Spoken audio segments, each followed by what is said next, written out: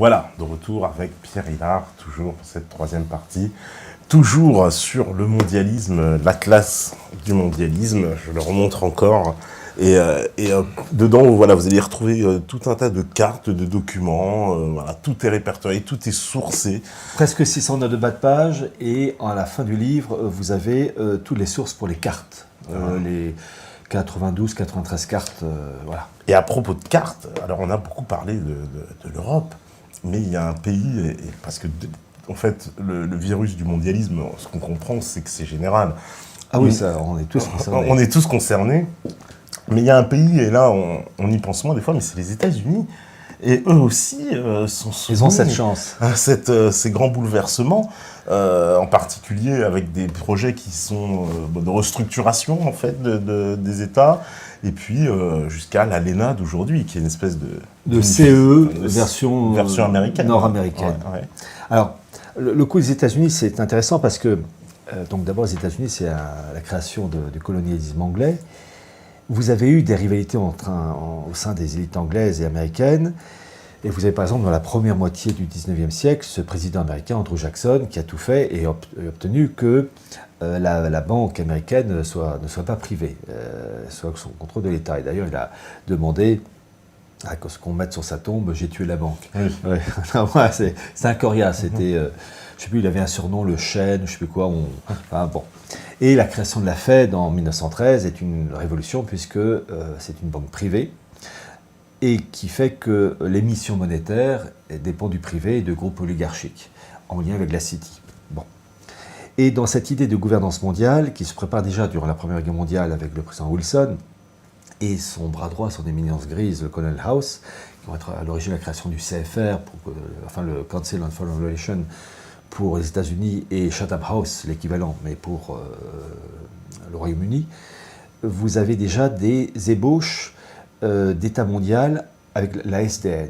Et une chose, car il faut en parler avant de parler du régionalisme, quand j'étais en classe, en troisième, seconde, etc., on nous parlait toujours des 14 points du président Wilson, de la SDN, et on disait toujours, dans les bouquins d'histoire, les profs disaient toujours, que les États-Unis avaient refusé d'intégrer la SDN. D'accord, très bien. Mais ne donnez pas la cause. Et une règle d'or, quand on s'intéresse à un fait, on s'intéresse à la ou aux causes. Et je donne les causes, les explications pourquoi les États-Unis n'ont pas intégré cette entité supranationale qui était la SDN, une sorte de pré-gouvernement mondial, parce que ce sont des choses qui se préparent sur des dizaines d'années. Eh bien, vous avez je crois que ce sont deux sénateurs américains, l'un qui s'appelait Lodge et l'autre Borah, qui vont tout faire et obtenir pour que les États-Unis n'intègrent pas la SDN. Pourquoi ? Parce que dans le corpus de la SDN, vous aviez, je crois que c'était l'article 10, qui stipulait que tous les pays membres de la SDN devaient porter secours à un État s'il était attaqué. Une sorte d'entraide. Et donc, ces représentants américains ont dit, mais si nous, Américains, à cause de cet article 10, on a un membre de la SDN, si nous, Américains, on est membre de la SDN, mais qu'il y a un État de la SDN qui est attaqué, nous devrons l'aider militairement, donc aider un pays qui aussi bien ne représente aucun intérêt financier, politique pour nous. Et c'est eux qui ont empêché que les États-Unis rentrent dans la SDN, qui était une préparation pour une gouvernance mondiale. Il ne faut pas se leurrer. Bon, ça a échoué, ils ont relancé ça avec l'ONU. Bon. Mais dans cette préparation, et je montre ça dès les années 30 avec la crise de 29, chose très intéressante, la crise de 29, c'est donc une crise magistrale, financière, une grande misère, et dans le malheur, on peut imposer des choses qu'on ne peut pas imposer en temps de paix, de sérénité, de bonheur, de prospérité. Et dès les années 30, dès 1934, ils vont mettre en place, les États américaines, les États-Unis en 12 blocs régionaux. Je rappelle que les États-Unis, à cette époque, étaient constitués de 48 États. Maintenant, c'est 50 parce qu'il y a eu l'Alaska et les îles Hawaï dans les années 50 qui ont fait que c'est maintenant 50 États, mais à l'époque 48, donc 12 blocs régionaux avec un super gouverneur dépendant du président des États-Unis. Puis vous allez avoir en 1935, les États-Unis, il y a toujours des projets de remaniement qui vont être subdivisés en 9 blocs régionaux appelés départements, comme pour les révolutionnaires français, avec cet esprit de jacobinisme et de centralisme, où chaque dirigeant de ce bloc dépend du président des États-Unis. Bon, arrive la Seconde Guerre mondiale, vous avez encore des projets dans les années 50, mais celui qui va véritablement bouleverser le corps interne administratif américain en vue d'une gouvernance mondiale, c'est le président Richard Nixon, avec un document qui est l'Executive Order 11647. Tous ces documents, je les cite dans le livre, parce qu'il suffit, j'en profite déjà pour vous le dire, chers auditeurs, de taper Richard Nixon Executive Order 11647 et vous tombez directement sur le document, parce que toutes les archives des présidents des États-Unis sont publiées sur Internet. Donc 11647 Executive Order, et qui subdivise l'État américain en 10 grands blocs régionaux avec un super gouverneur dépendant du président des États-Unis, un sort de jacobinisme, et la chose a été peaufinée avec ensuite le président Carter. Il y a eu un moment de blocage avec le président Reagan, et puis ça a repris ensuite avec Bush père, Bush fils, et Obama a vraiment finalisé le projet. Et ça va très loin parce que ces États-Unis développés et organisés en 10 blocs régionaux, eh bien cela concerne par exemple la FEMA. La FEMA, c'est cet organisme qui est chargé de gérer tous les problèmes en tout genre assaillant donc toutes les crises. Toutes les crises. Et la carte de la FEMA s'appuie sur 10 blocs régionaux, inspirés déjà donc du fameux Executive Order 11647 de Richard Nixon. Et ce qui est vrai pour la FEMA l'est aussi dans le domaine de la protection de la nature. Aux États-Unis, sont subdivisés en 10 blocs. Voilà. Et chose intéressante, ces choses-là ont été peaufinées, en particulier avec le président Obama, parce que la FEMA, c'est aussi pour gérer des situations de crise, attaques terroristes, etc., et crise financière qui va arriver dans quelques temps, et permettant l'instauration de la loi martiale. Et ce président Obama, alors j'ai mis le document et la référence officielle, a mis en place un document qui stipule, je le cite, que toute personne peut être mise en détention dans le cadre de la loi martiale jusqu'à la fin des hostilités sans procès. J'ai même mis la version en anglais, without trial, and at the end of the hostilities arise. Voilà. Donc en fait, ces blocs régionaux, ces 10 blocs régionaux dépendants de l'autorité du président des États-Unis, sont là pour, en période de crise, mais crise violente, de verrouiller le corps américain aux dépens des libertés fondamentales et avec des mesures répressives, puisque en cas de crise violente, ces citoyens américains peuvent être arrêtés à tout moment, sans procès, without trial. Voilà. Donc il faut voir, voyez-vous, je disais, on parle des Allemands, il faut toujours faire la distinction entre le peuple allemand, victime, et les élites oligarchiques allemandes qui, elles, sont à la pointe dans la construction européenne. Mais il faut penser aussi au peuple américain, victime, et les élites américaines qui, elles, sont mondialistes. Alors vous allez me dire Trump, tiens, on va en parler. En fait, le mondialisme, et j'en parle aussi, il se subdivise en 2 branches. Vous avez le mondialisme planétarien et le mondialisme unilatéraliste. Le mondialisme unilatéraliste, c'est le mondialisme de la gouvernance mondiale voulu par les anglo-saxons jusqu'à Obama, où en gros le monde est organisé au bénéfice des intérêts anglo-saxons et les autres pays n'ont que les miettes. C'est ça. Le mondialisme planétarien, c'est le mondialisme défendu par Poutine. Et c'est très intéressant, le fameux discours très structuré que Poutine, j'ai mis la référence, a prononcé en 2014, où il dit qu'il veut un nouvel ordre mondial, en toutes lettres, politique, économique, juridique, avec des unions régionales, avec une interdépendance, le tout dans le cadre d'un l'ONU organisé et modernisé. Et il dit dans ce discours vraiment extrêmement profond, passionnant de 2014, le problème, nous n'arrivons pas à nous entendre avec les anglo-saxons dans le partage des intérêts. Eux, ils veulent tout le gâteau. Avec l'arrivée de Trump, certains ont cru qu'il voulait renverser cette tendance des administrations précédentes, Obama, Bush, etc. Alors, en fait, au sein du monde anglo-saxon, vous avez 2 grandes factions.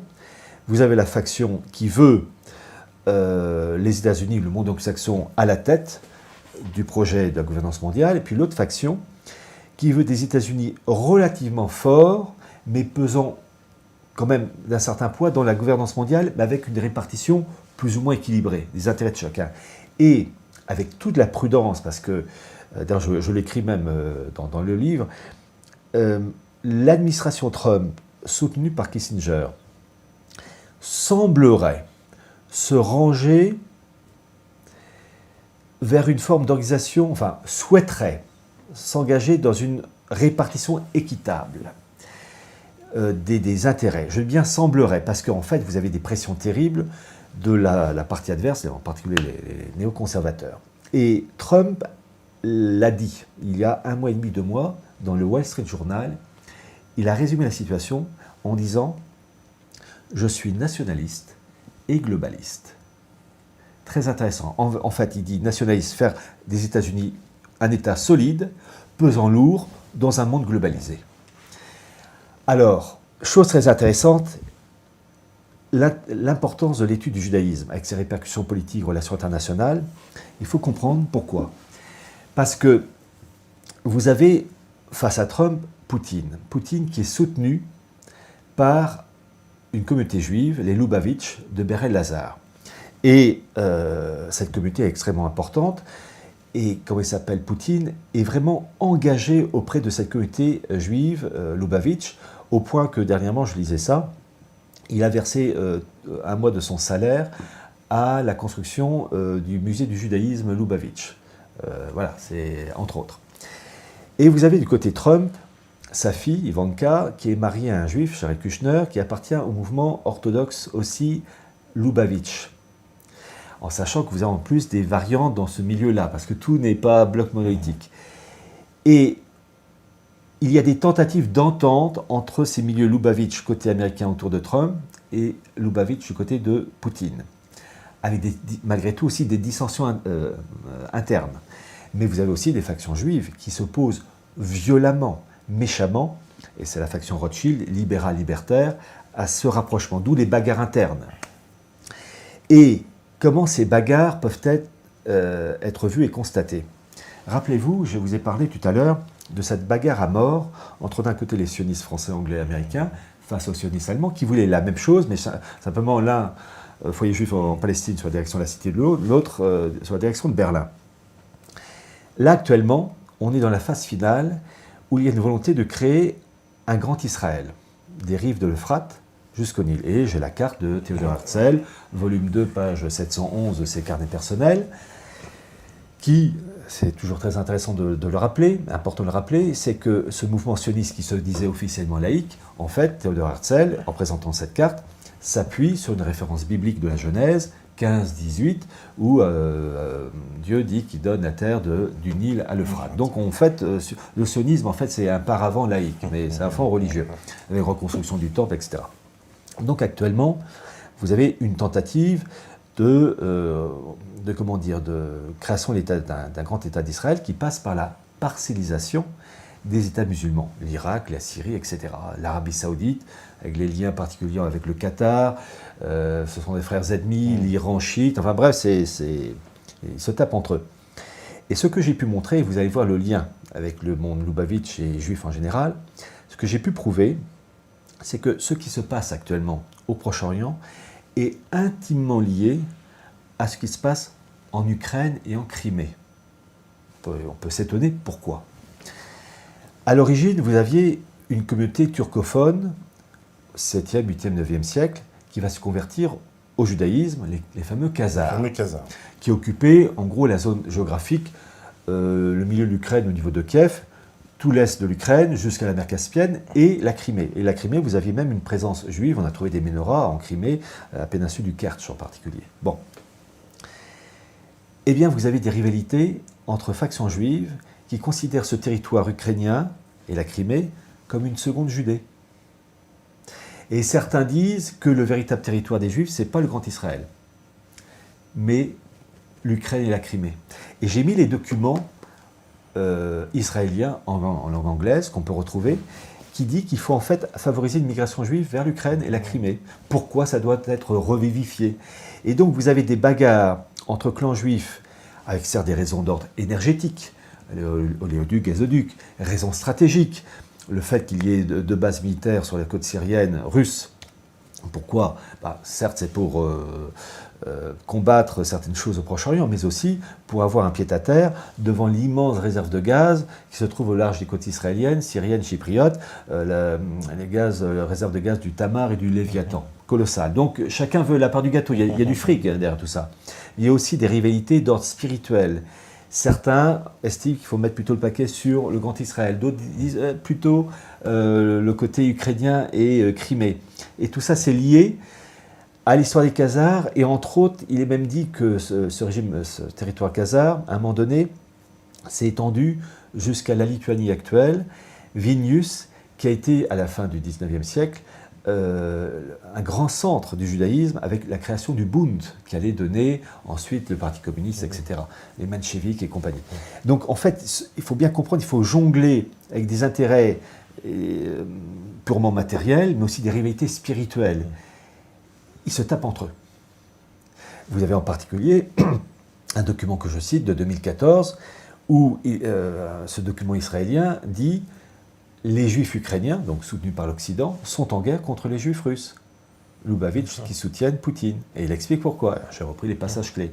Ce sont des bagarres entre clans juifs pour des raisons d'ordre spirituel, politique, énergétique. Il y a un gâteau à se partager, mais aussi des zones géographiques considérées plus importantes que d'autres pour le Grand Israël, ou plutôt l'ancien territoire khazar. Pour avoir fait plusieurs émissions en fait, sur la situation au Donbass, il a bien été établi qu'on trouvait effectivement une faction juive des deux côtés qui finançait à la fois du côté russe et à la fois du côté ukrainien. Se tapent entre eux. Ouais. Et surtout que, d'autant plus presque incompréhensible du côté ukrainien, puisqu'ils soutiennent aussi des groupes nazis. Oui, une analogie quand on sait le passage à tabac particulièrement violent de la Seconde Guerre mondiale.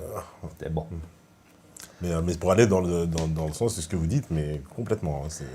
En fait, je ne fais que reprendre des documents officiels de la presse israélienne qui expliquent, et ce sont même pas des journalistes qui écrivent ça, ils font venir, des spécialistes qui expliquent pourquoi il faudrait... Alors c'est une faction, mais qui s'oppose à d'autres. Ce sont des rivalités internes. Et donc, bien comprendre que ce qui se passe au Proche-Orient, c'est lié à l'Ukraine et la Crimée. Qui aurait cru ? Oui. Ça ne vient pas à l'esprit comme ça. Parce qu'il y a aussi une dimension quand même géostratégique de contrôle de cette partie-là, de Heartland, le fameux Heartland des Britanniques. Voilà, en fait, vous avez, ça c'est Mackinder qui, au début du XXe siècle, avait établi l'île mondiale, l'Eurasie pour faire court, et puis les territoires périphériques. Et le monde anglo-saxon a la hantise de voir ce monde eurasien unifié. Parce que ce serait un bloc d'une telle puissance politique, économique et démographique, le monde anglo-saxon serait évincé. Et toute la bagarre actuellement se situe entre, en gros, la Turquie et les côtes du Yémen, donc entre les deux, Syrie, Arabie Saoudite, Qatar, Iran, ou en lien avec la route de la soie, les corridors énergétiques, les ponts, les routes, les autoroutes, les passages de bateaux, eh bien, vous avez un partage du gâteau, chacun veut sa part, et il y en a qui tapent plus que d'autres. Et c'est ça le truc. Alors, intéressant, un titre d'information, la route de la soie, depuis 2013, enfin depuis les années 2010, a un nouveau nom.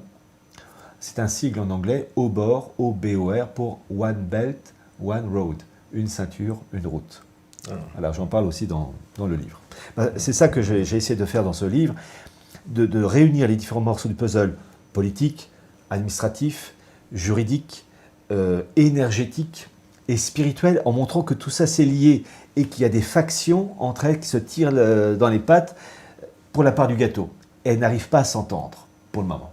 Et leur objectif, pour bien le rappeler, le projet global, est d'en terminer avec les organisations traditionnelles telles qu'on les connaît, comme les nations, pour arriver à des espèces de gros blocs supranationaux. Voilà, des blocs régionaux. Des blocs régionaux. Alors, il y a une ironie, c'est que, ça me permet de rebondir, je cite Poutine, qui plusieurs fois a souhaité établir une unité géographique et politique, économique, financière, etc., avec l'Union européenne et l'Eurasie. Le fameux Eurasie. Comme il dit d'ailleurs lui-même, de Lisbonne à Vladivostok. Vladivostok, ouais. Et c'est là où on peut se poser la question, d'abord une remarque, ce qu'il propose correspond exactement au livre de George Orwell, 1984, vous avez Eurasia, Eurasia et Océania. Et d'ailleurs j'ai mis la carte où vous avez la partie en violet qui va de Vladivostok à Lisbonne, c'est ce que veut Poutine, ben c'est dans 1984, et puis Océania, Eurasia, puis la zone en jaune qui est disputée par ces trois grandes puissances. Chose très intéressante, ce que propose Poutine, à l'origine, le premier à l'avoir demandé, c'est pas Poutine, c'est Gorbatchev. En 1984, devant les députés britanniques à Westminster, où il a souhaité cette unité de l'Europe et de la Russie. Alors il n'a pas dit de Lisbonne à Vladivostok, il a dit la maison commune. Donc c'est très intéressant de voir que ce que propose Poutine, c'est un projet à l'origine d'un mondialiste comme Gorbatchev, mais qui n'a pas su à son époque obtenir gain de cause. Parce qu'entre mondialistes, là aussi je vous dis, il y a une guerre à mort. Donc Poutine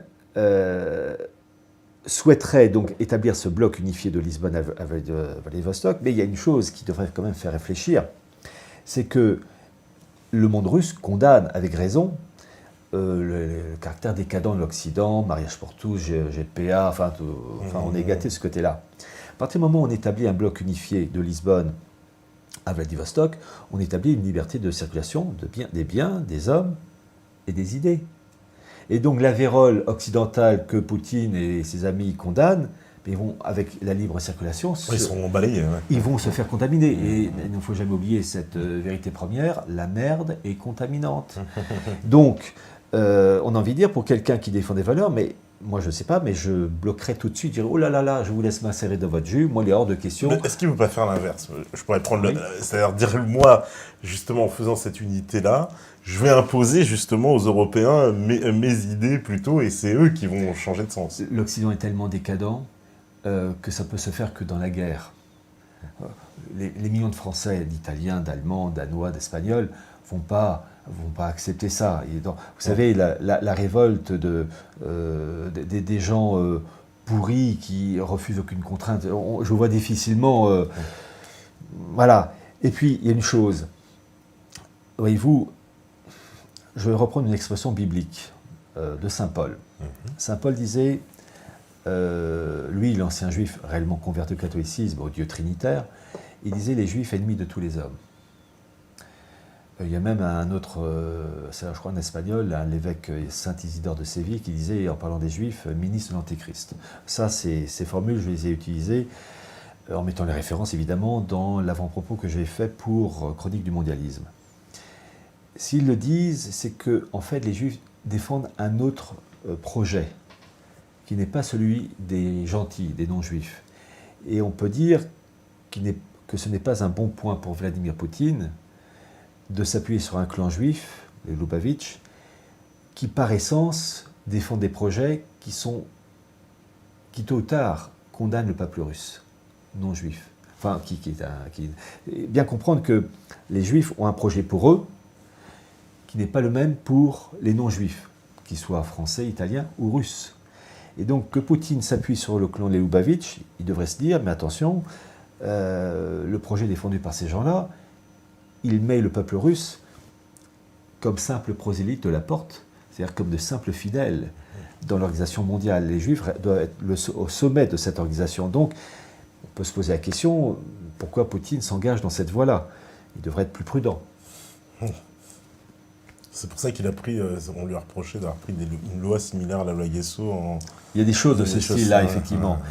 Et le fait qu'il est intimement lié au monde Lubavitch, Ber el-Hazar, oui, le soutient. Bien comprendre que le judaïsme talmudique, qu'il convienne aux juifs, je veux bien, mais je ne fais pas, enfin, il n'y a pas d'injure de ma part en constatant le fait que, en lisant Gershom Scholem, c'est incompatible avec les civilisations chrétiennes, même complètement déchristianisées de l'Occident, mais que si on veut vraiment bien cerner le problème, si on s'allie aux juifs de Ber el-Hazar comme le fait Poutine, tôt ou tard, l'idéal juif talmudique se retournera contre le peuple russe, pardon. Donc on devrait dire à Poutine une prudence. Son alliance ne peut être que sur une courte période. Sur le long terme, le peuple russe doit devenir un peuple de simples fidèles sur le seuil du temple, rénové, avec un peuple supérieur, le peuple juif, le peuple prêtre, intermédiaire unique entre le Dieu unique et le reste de l'humanité non juive.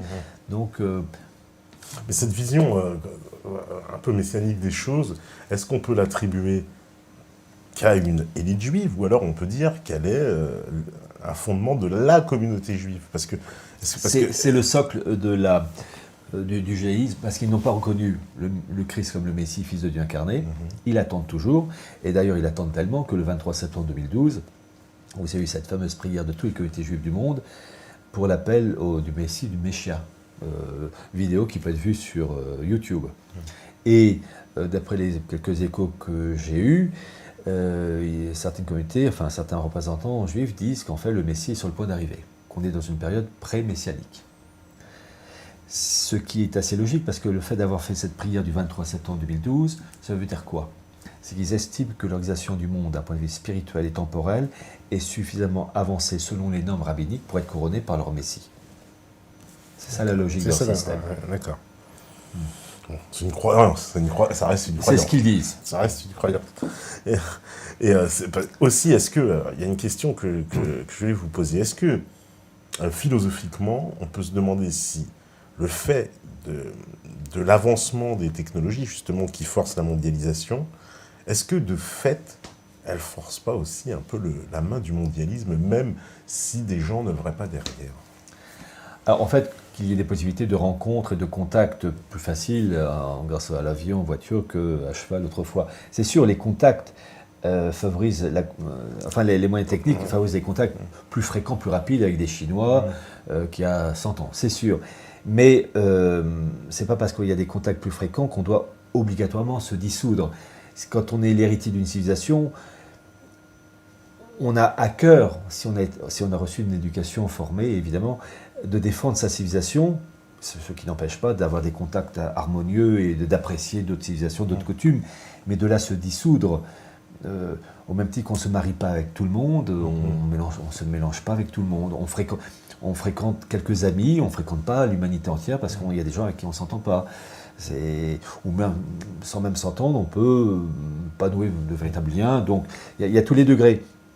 En fait, il y a une volonté de profiter des moyens techniques pour accélérer le processus, mais il y a aussi le fait que la technique pousse à favoriser ce qu'ils appellent le transhumanisme.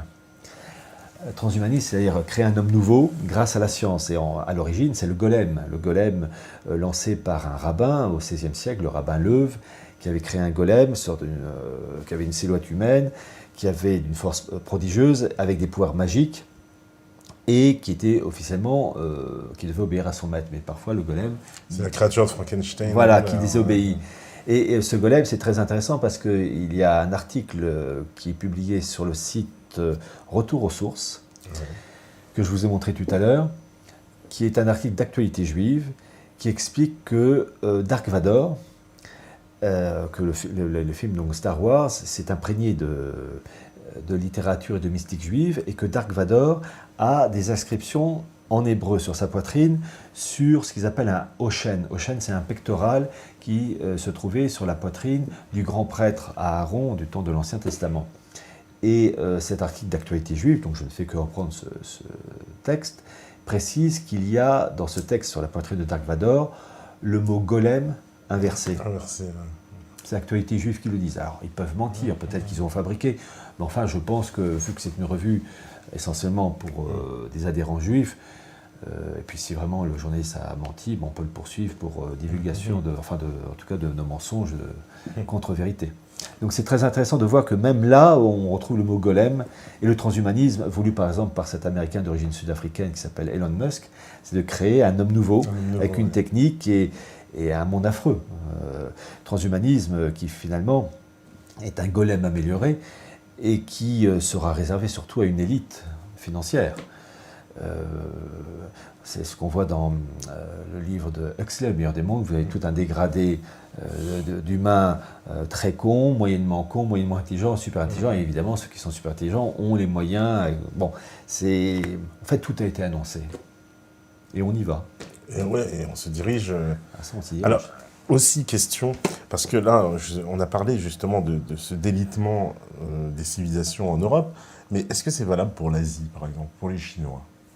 Est-ce qu'ils sont aussi atteints par nous, par cette maladie du mondialisme que nous Ils sont atteints de la maladie qui est une conséquence du mondialisme, le matérialisme.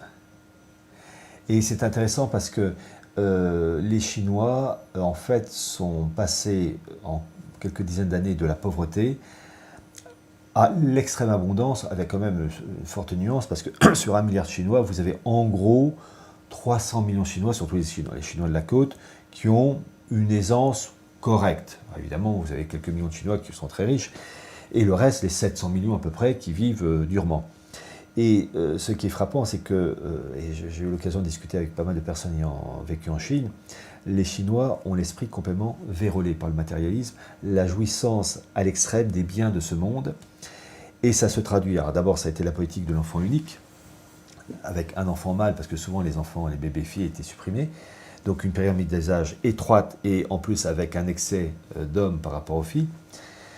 Et ces enfants uniques, jouisseurs, matérialistes, vont refuser de financer les millions, pour ne pas dire les dizaines de millions de Chinois retraités par un égoïsme effréné. Et ça se voit de plus en plus. Et donc, ce mondialisme, c'est quoi? C'est un égoïsme, c'est la jouissance, c'est du mai 68, version chinoise, mais ils vont le payer cher parce qu'ils ont supprimé la loi de l'enfant unique, mais c'est pas ça qui va relancer la natalité, parce que les Chinois ne veulent pas faire d'enfants. C'est ça qui est frappant. Tous ces pays-là, que ce soit le monde asiatique ou le monde européen, ils ne font plus d'enfants. Voilà, il y a toujours eu des célibataires, mais là, il y en a beaucoup plus que d'habitude. Mais il y a en plus, alors ce qui fait très très peur, en tout cas pour ceux qui envisagent l'avenir démographique, c'est justement un monde européen qui, avec une courbe de la démographie qui est complètement à la baisse, mais en revanche, un monde subsaharien africain qui est lui en pleine explosion totale. Alors oui, alors ça j'en parle aussi, et toujours avec, si je puis dire, ma marotte, de chercher les origines profondes. Et ces origines, on les trouve en particulier de mondes sans frontières et de populations mélangées dans un livre que j'ai lu. L'original est scanné sur le site Gallica, pour vous dire, comme c'est complotiste à mort. C'est le livre du révolutionnaire Anarkazis Klotz, La République universelle, qui est la version 18e siècle, pour dire gouvernance mondiale. Bouquin qui est sorti en 1792. Et il faudrait que je lise, parce que j'ai pris les points clés, c'est le chapitre 7. Je demande aux personnes de patienter, parce qu'il balance des trucs absolument extraordinaires. Et je vais essayer rapidement de retrouver les passages, parce qu'en fait, il annonce ce qu'on va connaître, c'est-à-dire une gouvernance mondiale, une population mélangée et l'influence hébraïque. Et il faudrait que je retrouve le passage, et je ne le trouve plus. Ah si, je crois que c'est le chapitre...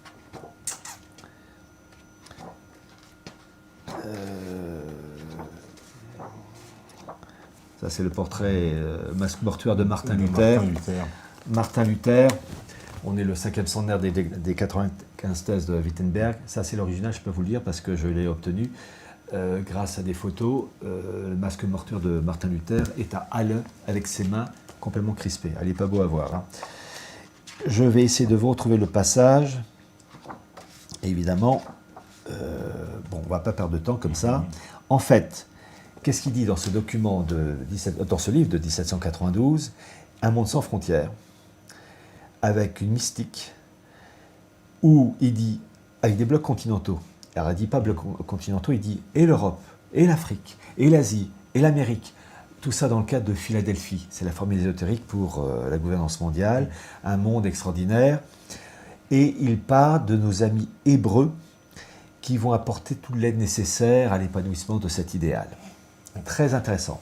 Et j'ai cité en particulier un autre livre qui est méconnu. J'ai lu la version en allemand et j'ai mis les passages clés en français, de Richard de Coudenhove-Kalergi, le fameux Praktischer Idealismus de 1925, qui explique qu'il faut mettre en place une population métissée, négroïdo-asiatique. Alors, le métissage est une chose naturelle quand ça se fait entre un homme, enfin un noir et un blanc, une blanche qui est amoureux. Voilà. Il faut bien comprendre, il y a le métissage normal, l'amour véritable entre un Chinois, une Française. Mais là, c'est plus l'amour véritable, c'est une idéologie où tout le monde doit être métissé. C'est différent. Entre le cas, il s'aime, voilà, très bien, en sachant quand même qu'il vaut mieux se marier aussi avec un fond religieux et philosophique commun, parce qu'on ne vit pas que d'amour et d'eau fraîche. Mais il y a le métissage normal, et puis il y a le métissage idéologique, où on doit faire la bouillie de tout le monde. Et il le dit, et il dit à un moment donné,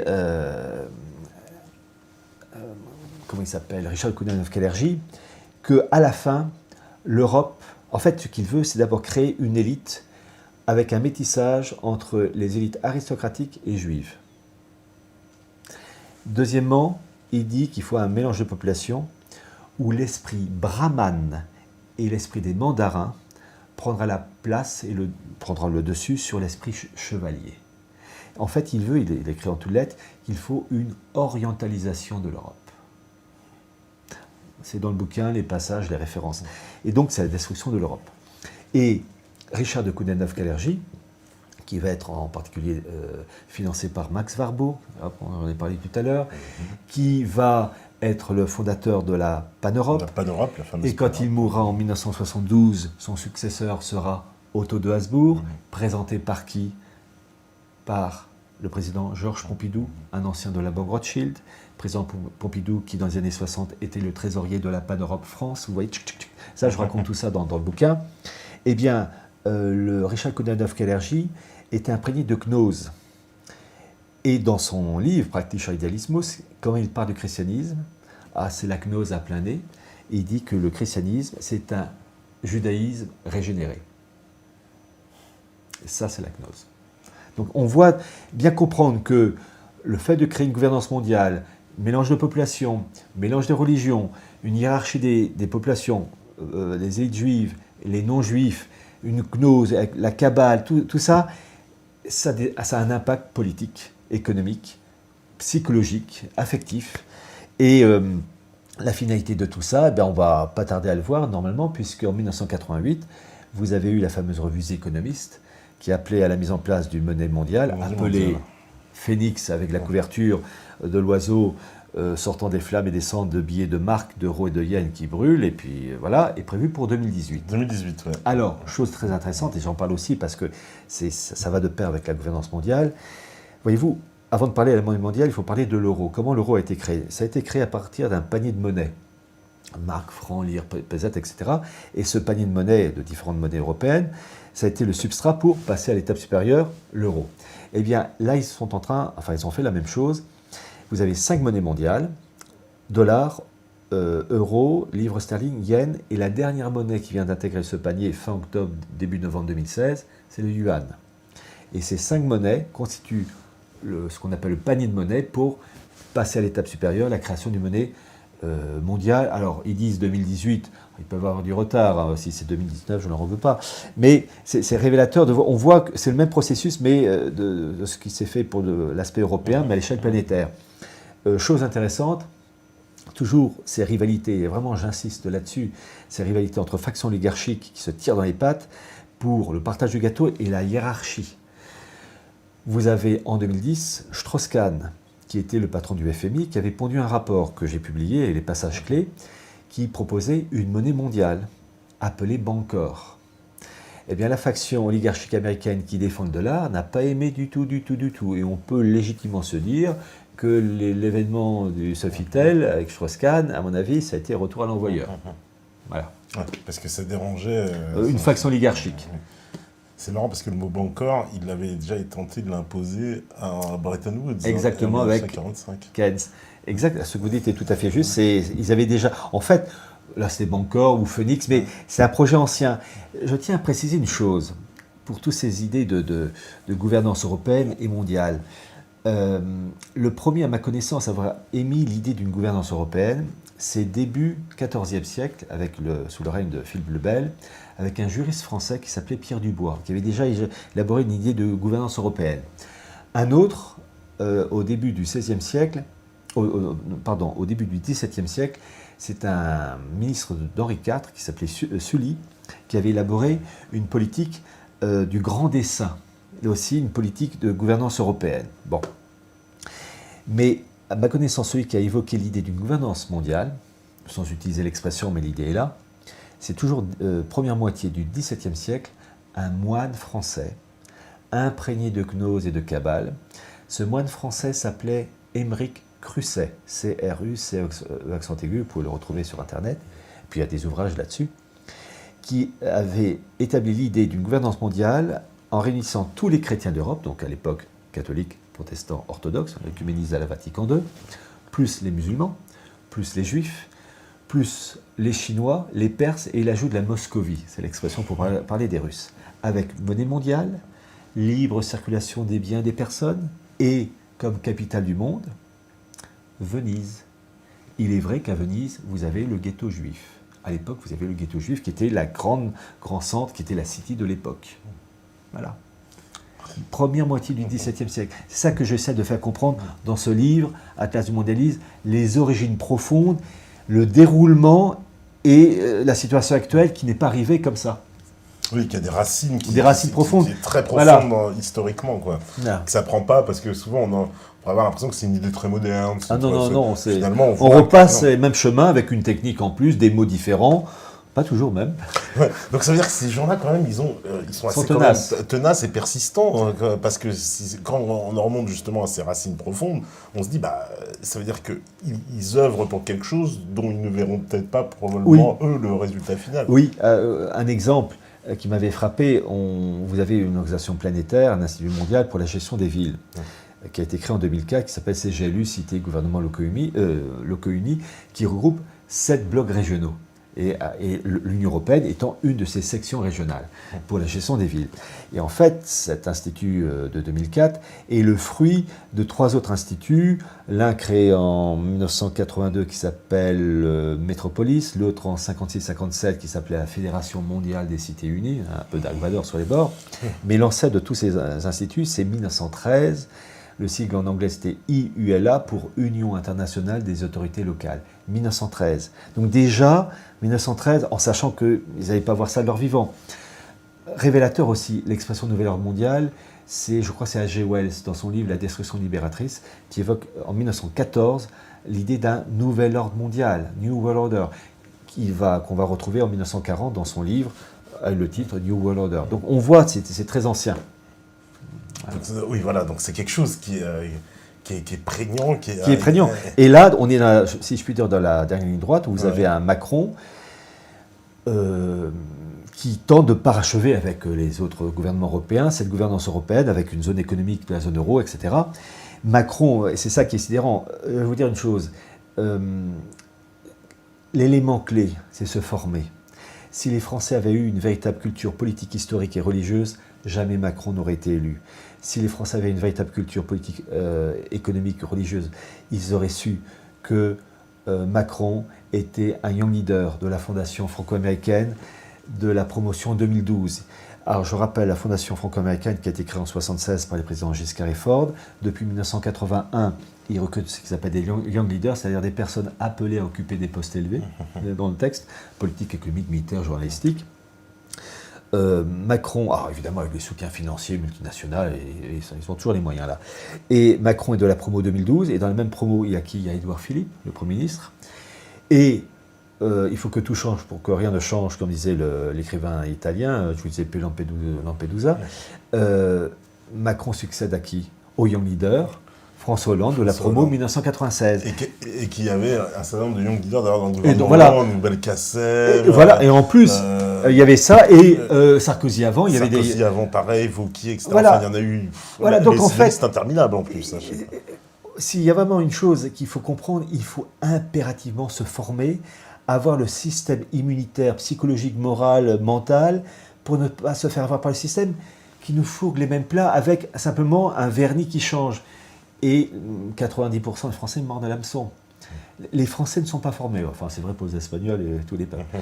C'est ça le drame, et c'est ce que j'ai essayé de faire avec ce bouquin. Oui. Donc ces élites françaises complètement cooptées, complètement soumises. Bruno Le Maire, dernièrement, membre du gouvernement Macron, oui. a mis en place un système juridique qui obéit non plus à la loi du droit romain, mais à la loi anglaise, avec la langue en anglais. C'est-à-dire que la formation doit se faire en anglais, en France. Voilà, bon, mais que les Français ne se plaignent pas. S'ils avaient... Le drame, depuis des dizaines d'années, il n'y a pas de formation. Je pense à des personnes comme Yann Moncomble, Jacques Bordiot, Pierre Virion, qui avait écrit, et puis Monsieur de Lassus, son fameux livre « La conjuration antéchrétienne » sorti en 1910, où lui, il avait tout annoncé. Mais les Français, mis à part une poignée, ils n'ont pas lu. Et je sais que ce livre, en fait, il n'est pas pour la masse, il est pour quelques hommes et quelques femmes curieux, qui vont lire, qui, j'espère, pourront le transmettre à une descendance curieuse. Mais bon, on travaille pour un petit groupe, en fait. Je vais prendre quelques questions aussi, parce que sinon ils vont... Mais il faut répondre aux auditeurs. Ils vont faire les pas gars, tous les auditeurs, parce qu'il y a plein de questions, mais bon. Alors, on me dit bonsoir Pierre, que penser de la barrière de la langue comme obstacle à la régionalisation programmée de l'Europe? Ça sera l'anglais. Ça sera le pidgin English. Ça sera un anglais. Le globish, I am very content to see you. Voilà, bon, je suis caricature, mais en fait, c'est ça. Ça sera un anglais trafiqué de base, avec un anglais de meilleure qualité pour les élites. Parce qu'il faut bien trouver une langue. Il n'y a pas de secret déjà au Parlement européen et dans un sens européen. Auparavant, c'était le français et l'anglais, et même d'abord le français qui était la langue de communication. Maintenant, c'est plus la peine d'en parler, c'est l'anglais. Alors, ironie du sort, l'Angleterre, elle sera sortie certainement de l'UE. Oui, mais en fait, il ne faut jamais oublier que le monde anglais, et plus exactement la City, a une vision globale. Donc, l'Union européenne fait partie des plans de la City, comme l'Afrique, comme l'Amérique du Sud, comme l'Asie, et en particulier l'Asie, puisque la Chine a un rôle très important, un rôle de la soie. Voilà, donc, en fait, la sortie de l'Angleterre, c'est un réglage des intérêts politiques, financiers. C'est pas un divorce, c'est un réglage. Après, il faut que ces élites, entre elles, s'entendent dans la répartition du gâteau. Je te cède ça, tu me donnes ça. D'où les bagarres. Mais sur le fond, elles sont d'accord. C'est ça que les gens ne comprennent pas. C'est comme Trump. Trump est comment peut-on croire qu'un Trump soit antimondialiste quand on sait son parcours de milliardaire? On ne peut pas arriver à ce sommet sans montrer patte blanche. Un Trump qui a été pendant des années ami des Clinton. Il a même, je crois, il a financé un peu, oui. Je crois. Trump a été financé par le juif américain, je ne sais plus, Schneersohn, je ne sais plus son nom, à hauteur de 100 millions de dollars. Enfin bref, mais c'est une faction oligarchique qui soutient Trump face à d'autres factions oligarchiques qui s'y opposent. Ce sont des guerres entre factions. C'est ça que les gens ne comprennent pas. Ils voient le mondialisme comme un bloc. Il n'y a pas des gentils, il n'y a pas de méchants. Et quand Trump disait que je suis nationaliste et globaliste, il veut les États-Unis forts, pesant lourd dans une gouvernance mondiale. Voilà. Après, ce qu'il va réussir, ça c'est autre chose. Un petit mot d'ailleurs sur parce que tout à l'heure on l'a évoqué un petit peu, le groupe de Milner, mais c'est parce que dans le fameux livre de Carol Quigley, ça s'arrête en fait dans l'histoire secrète de l'oligarchie anglo-américaine, mais tout ça s'arrête en fait après la Seconde Guerre mondiale. Oui, 50-60, voilà ça. Mais ce qu'on peut dire, pour résumer un peu ce livre, c'est qu'il y a une énorme influence, donc à un moment donné, de ces personnes-là, qui avaient aussi un projet de globalisation, puisque Cecil Rhodes, lui, il parle d'un empire anglo-américain et d'une... Oui, lui, il appartenait à cette faction de gouvernance mondiale où la base était anglo-saxonne. Il n'avait pas compris que la finalité de la gouvernance mondiale, les anglo-saxons ne sont que des outils. Un outil super moderne, d'accord, mais un outil, il a travaillé avec Nathaniel de Rothschild, qui travaillait aussi avec Milner, etc., et avec, comment il s'appelle, Theodor Herzl, et d'ailleurs c'est révélateur, petite digression, quand il y a eu la fameuse déclaration Balfour, Balfour a présenté ce document à qui? À Walter Rothschild, qui était le fils de Nathaniel Rothschild, qui travaillait avec Theodor Herzl. Donc, à chaque fois, il suffit de lire les carnets personnels de Theodor Herzl et les écrits d'autres spécialistes israéliens qui vous racontent ça, mais il faut être curieux. Voilà, non mais donc ça sera l'anglais. Donc ce sera l'anglais. L'anglais, enfin un anglais quand même dégradé pour eux. Voilà. Alors, le fanatisme religieux trouve-t-il son origine dans le divin ou son inverse? En fait, pour faire court et surtout concret, vous avez deux mondes qui s'opposent. Le monde du nouveau judaïsme, que j'appelle la nouvelle synagogue, qui s'est mis en place avec le rabbin Akiba et les autres, Anassi, etc. Et le modèle opposé, face à qui c'est construit, c'est le monde catholique. Je ne dis pas ça parce que je suis catholique, c'est-à-dire que, par honnêteté, le Talmud se serait construit face au shintoïsme, je caricature, j'aurais dit que, bon, il faut bien comprendre, la nouvelle synagogue qui s'est mise en place entre 100 et 500, s'est construite uniquement en opposition au catholicisme. Pourquoi ? Parce qu'il y a, pour ces gens du Talmud, l'horreur absolue qu'il faut anéantir, détruire, et qui n'existe pas dans les autres religions, entre l'islam, c'est qu'il y a le principe de l'incarnation. Il y a cette horreur absolue qui est que le Christ se présente comme fils de Dieu incarné. Et ça, les Juifs, enfin les dirigeants, en tout cas les gens du Talmud, s'y opposent violemment parce que pour eux, c'est une aberration, c'est une insulte. Ils attendent le vrai Messie qui doit apporter la gloire à Israël. Donc cette chose-là, il faut la détruire. Le principe c'est vraiment le principe d'incarnation, c'est l'élément clé qu'on ne trouve pas dans les autres religions. Il n'y a pas de principe d'incarnation dans l'islam. Donc c'est ça qu'il faut détruire. Ils ont la haine. L'incarnation, c'est le truc qui bloque. C'est la kelipa. Et la kelipa qui passe, qui est donc l'impureté, qui est la kelipa suprême qu'il faut faire disparaître. Et comme ça, le roi Messie, comme le disent en toutes lettres, pourra venir. D'accord. Alors, on lui dit, Monsieur Hilard, merci pour tout votre travail. La conclusion de votre analyse est que la victoire temporelle de l'Antéchrist est imminente. Entre parenthèses, ce qui me semble évident au vu des événements. Je vous ai déjà entendu parler de mesures matérielles pour suivre au chaos à venir. Pourriez-vous développer sur ces mesures plus spirituelles ? Alors, déjà, il y a une chose, c'est que je ne m'amuserai jamais à donner de date. Simplement, on peut penser qu'on se rapproche d'une période pré-messianique de tentative de parachèvement d'un idéal ancien voulu par la nouvelle synagogue. Et la fameuse prière du 23 septembre 2012 le prouve. Simplement, je peux vous dire qu'ils vont échouer.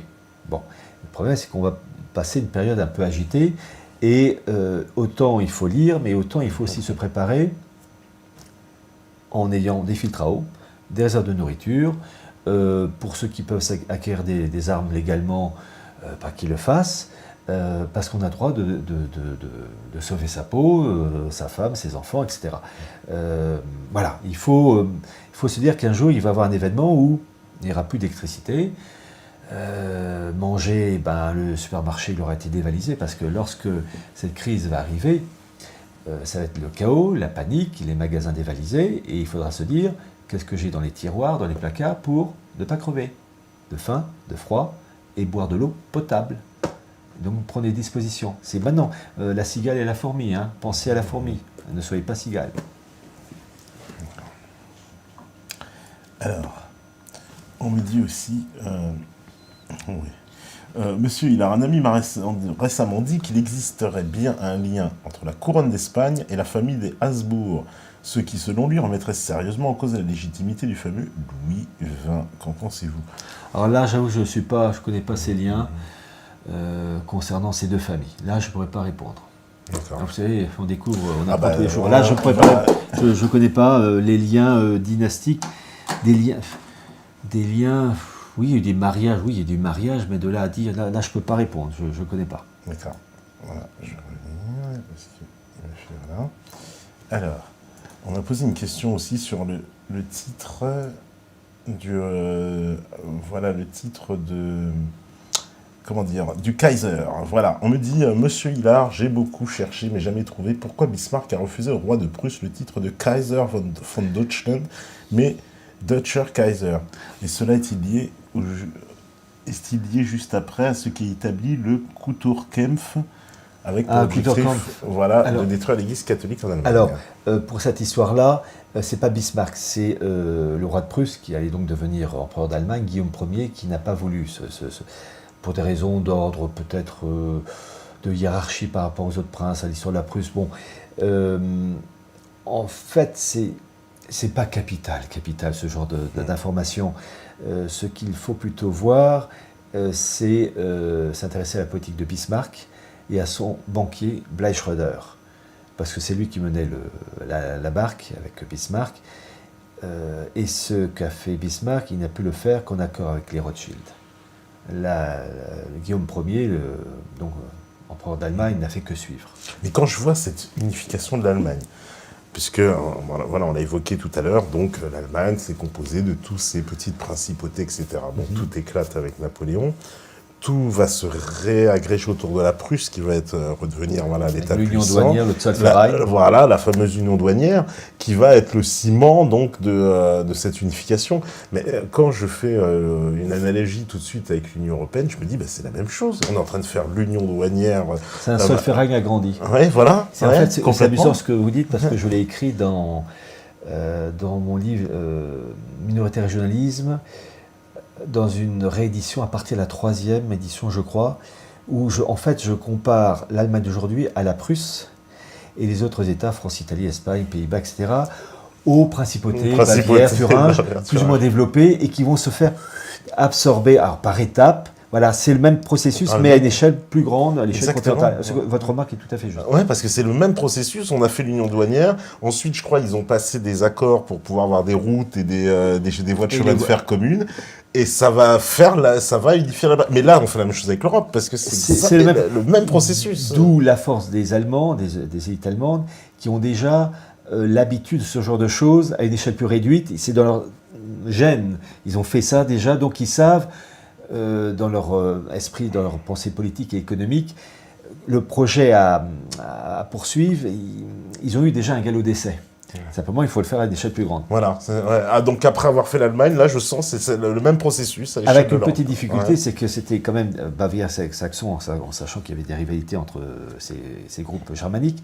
C'était quand même des pays de langue allemande. Alors que là, mais le projet est le même, mais à une échelle plus grande.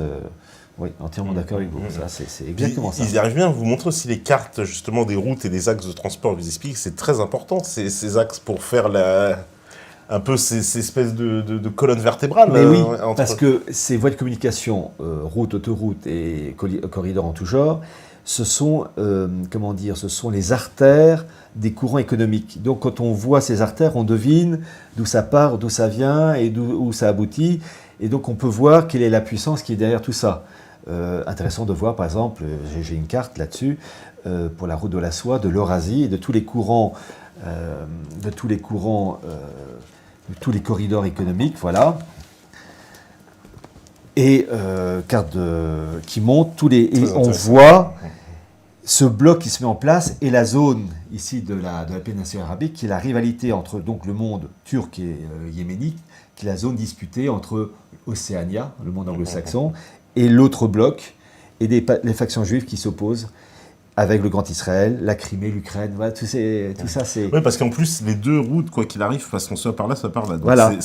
Donc c'est soit on sert le kiki ici, soit voilà, c'est pour parler... Non, mais c'est très important parce qu'on voit en plus aussi il y a ces fameuses routes qui partent du centre du Mexique et qui vont vers Edmonton. La route de Canamex. Là aussi, ce sont des routes, des corridors énergétiques, routiers en tout genre, qui partent du nord au sud ou du sud au nord, mais jamais, moins en tout cas, de manière horizontale. Et là aussi, Trump, face au Mexique et au Canada, il n'est pas contre l'Union nord-américaine. Simplement, il voudrait, et c'est toujours la même histoire, c'est le mot-clé, la répartition plus équitable des intérêts financiers et économiques. Lui et sa faction oligarchique considèrent que les intérêts politiques financiers américains sont moins défendus dans le cadre actuel de l'ALENA, donc ils voudraient reformater. Ils ne veulent pas détruire, sauf si vraiment l'entente est impossible, alors là ils cassent la baraque. Mais le mondialisme, c'est un réglage, c'est une pâte molle. Il faut la modeler pour faire en sorte que chaque faction oligarchique trouve sa part et une satisfaction. Et c'est là où le bas blesse, tu me donnes ça, je ne suis pas d'accord, et on se tape dessus au nom de la liberté et des droits de l'homme. Et est-ce que le projet européen, puisqu'il serait a priori le plus complexe à mettre en œuvre, compte tenu des différences culturelles entre les pays, si l'Europe bascule et abdique, là on prend le plus noir des scénarios, donc c'en est terminé des nations, ça y est, maintenant c'est plus qu'un bloc, c'est l'Union européenne.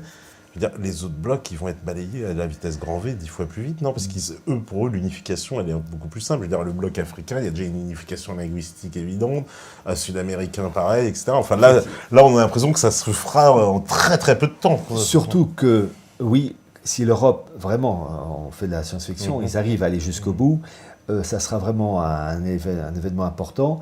D'autant plus, et là je le montre pour les liens économiques, l'Europe est l'endroit où les zones économiques sont les plus intenses par rapport aux autres blocs. Donc il y a une sorte de bascule qui fera que si l'Europe aboutit vraiment à cette entité supranationale complète, eh bien sa force économique fera qu'elle basculera, enfin qu'elle favorisera la bascule des autres blocs continentaux. Et il y a une chose aussi, ce bloc européen en voie de formation, il est disputé entre le bloc nord-américain et l'Eurasie. Et entre autres, si je l'évoque, il y a cette fameuse faction oligarchique allemande, une qui regarde vers l'ouest, le monde anglo-saxon, mais une autre faction qui regarde vers l'Eurasie. On pourrait dire Schröder vers l'Asie et Merkel vers l'Atlantique, pour résumer. En sachant qu'en plus, parfois, ces gens-là peuvent peut-être changer d'avis, moyennant des pressions en tout genre. Et en particulier, je cite et je publie une carte de The Economist de 1990, donc l'Union soviétique n'est pas encore tombée, où vous avez une partie de l'Union européenne qui est détachée de l'Eurasie et accolée au bloc nord-américain. Je viens d'une partie de l'Union européenne parce que d'autres pays de l'Union européenne, comme la Roumanie, la Bulgarie, la Serbie, la Grèce, sont rattachés à Eurasia. Et le monde turc, lui, est rattaché au bloc musulman proche-oriental sous le nom de Islamistan. Alors, je ne dis pas que cette carte de The Economist, c'est la carte définitive, parce qu'il peut y avoir des réglages. Mais c'est intéressant qu'en 1990, une revue si importante que The Economist balance là, avec une formule très ironique à l'anglo-saxonne, cette carte est à peine sérieuse. Côté vice-là des anglo-saxons. Ils sont énormes. Alors, je vais reprendre une petite question encore. Alors, on me dit, n'y a-t-il pas un paradoxe entre le fait que le pays du Moyen-Orient où il y a le plus de juifs n'est pas Israël, mais l'Iran ? Ça, je crois que c'est faux. Ah, c'est faux, oui. Une communauté... ils seront 30 000, je crois, en Iran. Oui. En fait, les deux grandes communautés juives, c'est Israël et les États-Unis. Les États-Unis. L'Iran, en fait, c'est la plus grande communauté juive dans un pays musulman, mais c'est pas en Israël. C'est pas en Israël contre. Voilà, c'est pas comparable avec Israël. Bien sûr. Alors, on me dit, les Chinois sont-ils infiltrés par les sionistes ? Comment se placent-ils par rapport au sionisme ? C'est vrai que, est-ce qu'ils sont influencés ? Parce que c'est vrai que j'ai l'impression d'avoir un monde quand même plus hermétique du côté asiatique à tout ce dont on a, tout ce qu'on a évoqué. Ils font partie du système dans leur engagement effréné dans le matérialisme. Voilà.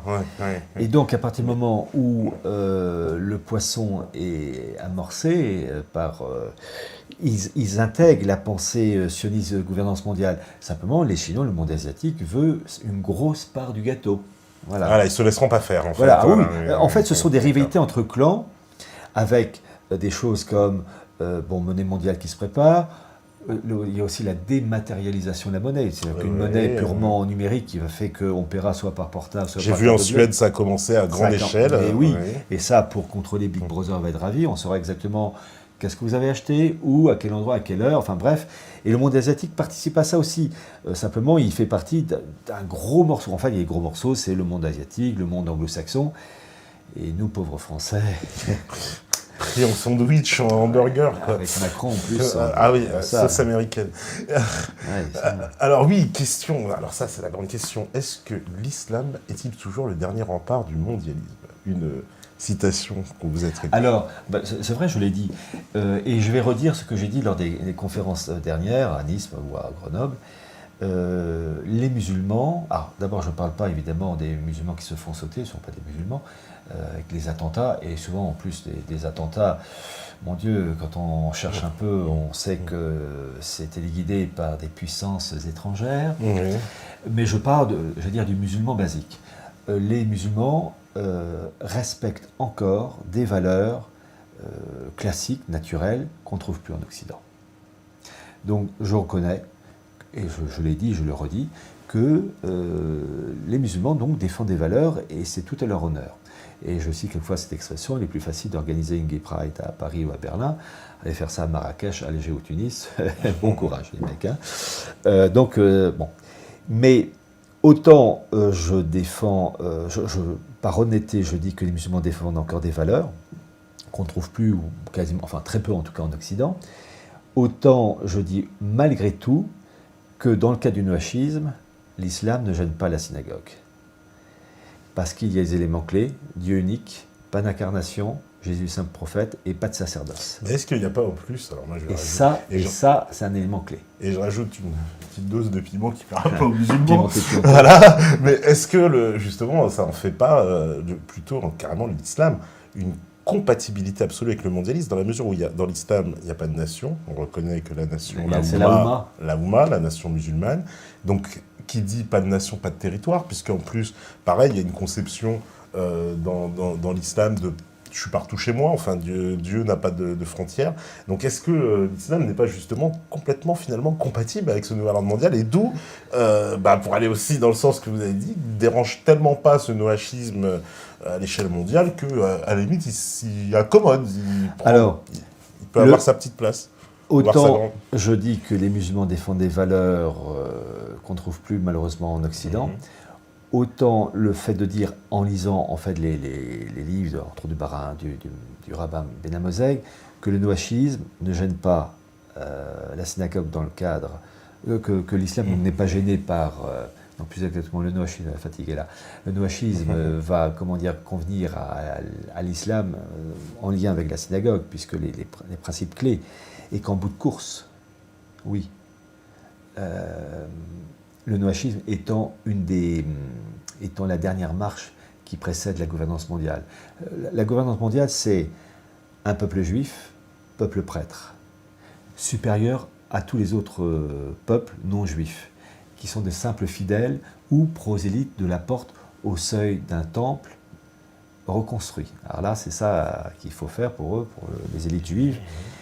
Mais, et c'est ça que j'ai écrit, parce qu'il faut dire les choses aussi telles qu'elles sont. Je ne suis pas là pour plaire. Quand je disais que l'islam défendait encore certaines valeurs, je me suis fait traiter d'islamophile. Non, c'est parce que par honnêteté. Mais en contrepartie, je constate que le noachisme, l'islam dans le cadre du noachisme ne gêne pas la synagogue. Et là, ce n'est pas un frein au nouvel ordre mondial. C'est-à-dire que le nouvel ordre mondial peut se mettre en place avec un islam qui respecte ces 4 principes. Donc du coup, c'est pour ça qu'on peut estimer que quelqu'un comme George Soros, qu'on va plutôt placer du côté des élites de la communauté organisée, lui, il trouve ça très bien que des millions de musulmans viennent en Europe, puisqu'il ne contrecarre pas le projet finalement global. Disons que ces millions de musulmans qui viennent en Europe vont permettre l'orientalisation d'un continent, comme le souhaitait Richard Kodanov-Kalergi, une Europe qui sera plus brahmane et de l'esprit des mandarins que de l'esprit chevalier. Mais il y a une chose, c'est que malheureusement, ces élites oligarchiques mettent de l'huile sur le feu pour aviver les tensions entre Européens et musulmans. On peut avoir des relations de courtoisie avec les musulmans, mais le problème, c'est qu'on met de l'huile sur le feu. Et je l'ai dit déjà en conférence et je le redis, je comprends que les musulmans aient une dent dure à l'égard des Européens, et je leur demande d'avoir une dent dure surtout à l'égard des dirigeants, parce que nous, Français de base, on n'est pas responsables.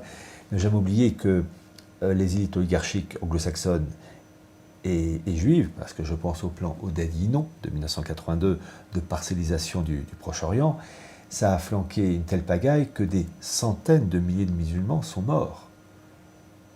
En Irak, en Syrie, et ceux qui vivent dans des conditions matérielles atroces. Se procurer une bouteille d'eau fraîche en Syrie, en Irak, il faut voir. Les musulmans, ils en ramassent plein la gueule, il faut quand même le dire. Simplement, c'est ça qui est terrible. Ces élites vont profiter de d'abord flanquer la pagaille dans ces pays. J'ai les cartes de Ralph Peters ou de Robin Wright qui parcellisent tous ces pays musulmans. Là, le fameux projet de Oded-Yinon de parcellisation en 1982 de tout le Proche-Orient. Alors certains disent que ça a été inventé. Je dis dans ce cas-là, le Oded-Yinon, si c'est son vrai nom en plus, on peut lui attribuer le grand prix du roman d'anticipation, parce que vraiment, tout ce qu'il a annoncé en 82, c'est ce qui se passe. Mais bien comprendre que les musulmans dans ces pays-là en ramassent plein la figure. Et ça est dans le sang. Après, c'est ça qui est terrible, c'est qu'on va se servir de la souffrance de ces gens-là pour les balancer ensuite en Europe, et ça va créer des chocs, des drames et des guerres. Au profit de qui ? Oui, alors le fameux choc des civilisations théorisé par Bernard Lewis en 1957. 1957. Alors, ça, parce que là, on le vit clairement, ce choc des civilisations-là. On n'est même qu'au début. On n'en est qu'au début. Ça monte. On n'en est qu'au début. On en est qu'au début, mais alors c'est quoi? Il avait raison, il avait vu le truc venir, ou ils ont tout fait pour le faire, et lui, enfin... C'est quoi? Comment, dans quel sens je dois le voir? Il y a toujours eu de la part, quand on lit par exemple les livres de Cécile Rothe, Histoire des Maranes, il le dit, il y a eu des volontés de créer des chocs entre le monde musulman et le monde chrétien. Et en particulier en favorisant, avec les Domnais, ces fameux juifs faussement convertis à l'islam, des combats entre musulmans et chrétiens. Mais il n'empêche, il force de reconnaître que lorsque l'islam a conquis à partir du 8e siècle toute la péninsule arabique, ensuite l'Afrique du Nord, enfin l'Afrique, Mashrek et Maghreb, et ensuite la péninsule ibérique, et puis ensuite jusqu'à Poitiers, 732, là c'était quand même pas des juifs qui les poussaient à la roue, même si, il faut quand même le dire, par honnêteté intellectuelle, c'est Cécile Rothe qui le dit, lorsque les musulmans sont arrivés en 711 à la péninsule ibérique, en fait l'Espagne visigothique, les juifs vivant dans cette Espagne, cette future Espagne, enfin l'Espagne visigothique, les ont accueillis à bras ouverts. Parce qu'ils faisaient déjà un double jeu en plus. Et les ont soutenus, ont soutenu les musulmans dans leur conquête de l'Espagne. Tout à fait. C'est écrit noir sur blanc par Cécile Rothe, et voire même lorsque les troupes musulmanes continuaient leur chemin vers le nord, il y a des populations juives qui faisaient des gardes et surveillance de villes de chrétiens. Cécile Rothe qui raconte ça. Donc c'était les meilleurs alliés juifs et musulmans dans cette Espagne. Et il y a eu... Voilà, de retour après une petite coupure normalement. Technique, normalement vous n'avez pas loupé grand-chose, ça n'a pas du tout coupé trop longtemps. Donc on évoquait voilà, le cas de cette alliance juif-musulman dans le cadre de l'Espagne islamique. Alors pour ceux qui voudraient vérifier, d'abord je me suis servi de ce livre de Cécile Rothe dans l'avant-propos que j'ai fait pour le livre de Carl Quickley, Histoire secrète, le garçon anglo-américaine, pardon. Le livre, c'est Histoire des Maranes, Cécile Rothe, Rothe, R-O-T-H. Vous l'achetez sur Amazon, c'est ce que j'ai fait. Et il est factuel, et voilà. Je ne suis pas là pour plaire, je suis pas là... Les faits sont les faits, et c'est comme ça. En tout cas, dans le mondialisme, moi, ce que j'en retiens, c'est que la religion qui dérange le plus, c'est le christianisme, quand même. Alors, le catholicisme, même. Oui, parce que ce judaïsme nouveau s'est mis en place, comme je vous dis, entre 100 et 500. Et l'élément clé, peu importe les convictions des personnes qui nous entendent, bien comprendre que pour la nouvelle synagogue, l'élément clé qu'ils haïssent, c'est le mot, si je pouvais trouver un mot encore plus dur, c'est le principe de l'incarnation. Ça, c'est le truc inadmissible qu'à la seule incarnation, pour eux, c'est leur messie à eux, pas ce truc... voilà. Et ce principe d'incarnation, ils ne le trouvent pas dans les autres religions. Donc, même si les autres religions peuvent présenter quelques difficultés, cet élément clé ne concerne que le christianisme. Et là, ils le disent eux-mêmes. Ouais, parce qu'on voit l'obsession constante pour détruire la religion catholique. La religion catholique doit être détruite, c'est ça? Alors, je vais vous faire une citation, d'ailleurs j'en parle dans le bouquin. Vous avez une apparition de la Sainte Vierge reconnue par l'Église, la Salette, en 1846, qui annonce énormément de choses, guerre civile, enfin bon, pour ceux qui voudront voir ce document, il est disponible. Mais la Sainte Vierge, à un moment donné, parle de l'Antéchrist. Et j'ai compris, en fait, sans le citer, elle parle de l'influence sympathéo-franquiste. Dans l'influence sympathéo-franquiste, il y a le principe, la promotion de la Vierge, qui doit transmettre une lignée messianique, permettant l'arrivée du Messie, rédempteur, pour ces sabbatéo-franquistes. Et dans cette apparition de l'Église reconnue par l'Église à la Salette, la Sainte Vierge dit à un moment donné que l'Antéchrist naîtra, je cite, de l'union d'un évêque et d'une religieuse hébraïque.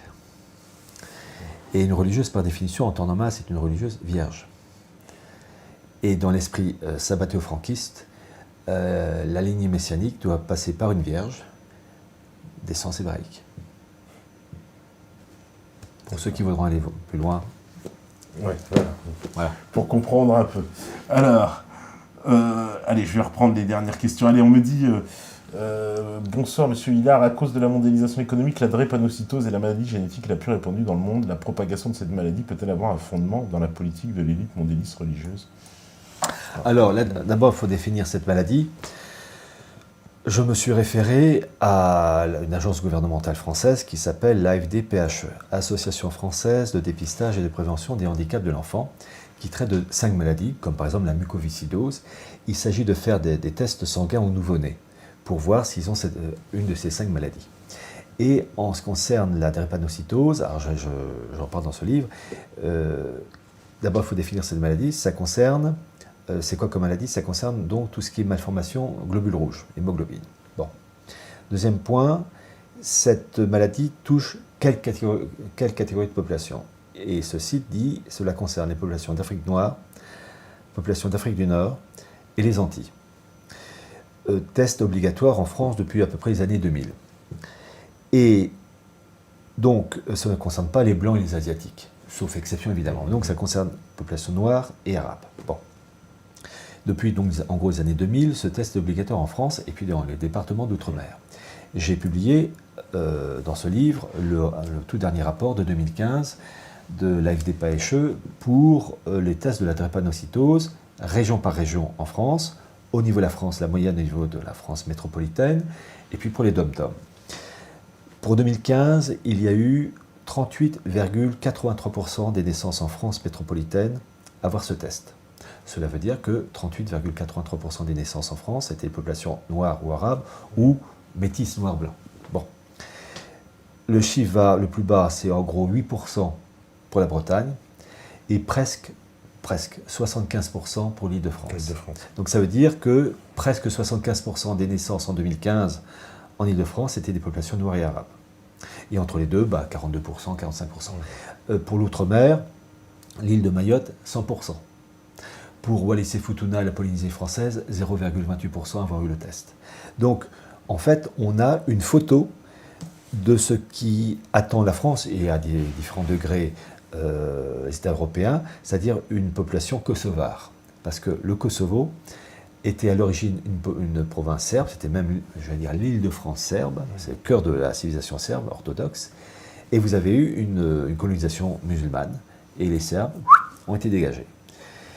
C'est ce qui se produit actuellement en France et au niveau européen, où vous avez une augmentation de plus en plus grande de populations qui ne correspondent pas à la civilisation du pays d'origine. La France est née du baptême de Clovis avec l'héritage gréco-romain. Et quand on reprend les propos de Koudanov-Kélergi, on assiste à une Europe orientalisée qui va devenir plus brahmane et d'influence mandarine que de chevalier. Donc il y a bien clairement un projet derrière. Il y a un projet. Déjà en 1792... Donc l'expression grand remplacement, elle est acceptable?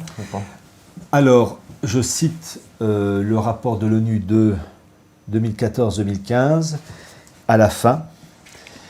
Il suffit de lire le titre. Évidemment, il faudrait que je retrouve le titre de ce document. Voilà. Donc, je présente le tableau de la drépanocytose et note de bas de page 572. L'ONU est dans la continuité de pensée de ses grands ancêtres mondialistes, donc Anarkazis Klotz, Richard Koudanov-Kélergi. Signalons le rapport de 2015 de cet institut appelant au remplacement des peuples ayant une démographie faible, essentiellement les pays blancs, en favorisant une immigration massive en provenance d'ensembles géographiques pauvres. Le titre du document résume la philosophie du projet. Le titre « Nouveau rapport sur l'immigration de remplacement » publié par la division de la population des Nations Unies, et puis la référence. C'est le titre du rapport de l'ONU. Voilà, donc tous les gens qui parlent grand remplacement, c'est de la conspiration, non, etc. C'est le document de l'ONU de 2015. J'ai mis la référence, il suffit d'abord de taper le titre et vous tombez sur le document officiel. Ça, c'est... je vais vous dire, j'ai un côté flic. Moi, j'aime bien les preuves, et à chaque fois étayé. Bon. Et donc, sauf distraction de ma part, même s'il y a... je fais la publicité pour ce bouquin, mais il est possible qu'il y ait 1-2 erreurs. Mais fondamentalement, ce n'est pas ça qui changera, le cadre général, sur 600 notes de bas de page. Oui, complètement. Ouais. Donc voilà, l'affaire du grand remplacement, comme quoi tout ça fait partie aussi l'ONU. Et encore, je vais vous dire une chose, je n'ai cité que ce document. Que ce document. Parce qu'en fait, il y en a d'autres, il y a des rapports ultra développés. Et compte tenu que je devais rendre le manuscrit à une date, je ne pouvais pas aller plus loin. Donc, Et surtout que je souligne parce que le nouveau secrétaire général vient de la branche immigration. Il était précédemment à la tête du programme de justement. Oui, c'est un Portugais, je crois. Voilà. J'avais plus son nom. Oui. Ils sont logiques. Hein. C'est logique. C'est logique. Oui. En même temps, c'est logique. C'est logique. Quand on dit ça, c'est complètement logique. Allez, les dernières questions. Alors, on me dit, quel est le pouvoir réel de la reine d'Angleterre? Ça, c'est vrai, c'est intéressant. La reine d'Angleterre, elle a plus de pouvoir, en tout cas, qu'on le croit. C'est pas une reine assise, en tout cas, qui agit de la main, voilà, et qui boit du thé, et puis c'est tout. Et puis, déjà, elle a la tête d'une immense fortune. Oui. Son mari, Philippe d'Édimbourg, a été à un moment donné le patron du WWF, l'Institut pour la protection de la nature, qui est une bonne chose à la base, mais en fait c'est toujours avec le côté panthéisme, voulu par la Cabale d'ailleurs, qui a été créé par le frère d'Aldous Huxley, meilleur des mondes, Julian Huxley, pardon, qui a été le premier patron de l'UNESCO d'ailleurs. Immense fortune, elle est à la tête de la franc-maçonnerie britannique.